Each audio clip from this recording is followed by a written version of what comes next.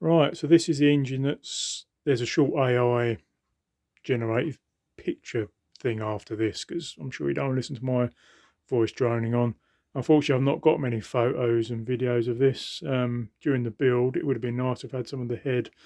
The amount of work that went into that was ridiculous, really. But yeah, phones weren't a big thing back then, 2003 or whatever it was, and I certainly wasn't into taking photos and videos and all that stuff.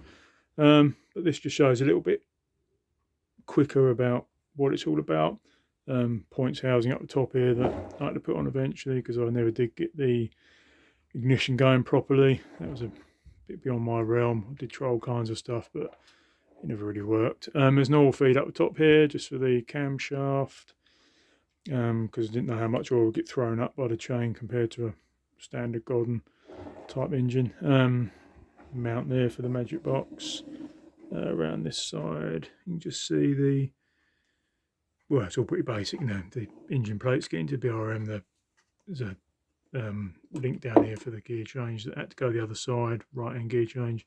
Just a bit of a pain because it was magnesium to weld up, but a couple of pipes that go up to the oil cooler, what would have been the oil cooler on the bike. And that's about it, really. Yeah, like I say, it's a little short after this. You don't hear my droning voice go on. Just about how it goes on the bike and all that kind of stuff. If you want to know more about it, then put something in the comments box and all that kind of stuff, and I'll tell you. Thanks. After the conventional 250 Godden with Billy 2-speed box, decided I needed a proper gearbox. This was the option I chose.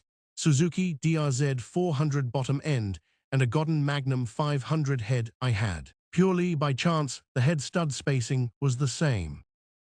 Lots of welding and machining later to shrink the chamber to 80mm bore and not have too much of a step in the ports. The head was done. The valve gear was still all 500, resulting in the 30 and 26mm valves being too far apart due to the rockers and valve guide centers. Trouble was achieving a decent CR for methanol, so maybe use petrol or avgas. The crank has eccentric inserts to shorten the stroke, using DRZ crankpin and 160mm Jawa rod and piston. I machined a spacer to adapt the cylinder to the cases. The ignition was a nightmare, so put some points on the cam and run a magic box. The frame was the old BRM I had. Made some plates up and spacers, nothing too exciting. It went well, but in the end, modern motocross engines became more available, and the mighty Jawa 250 came out, so the project got shelved.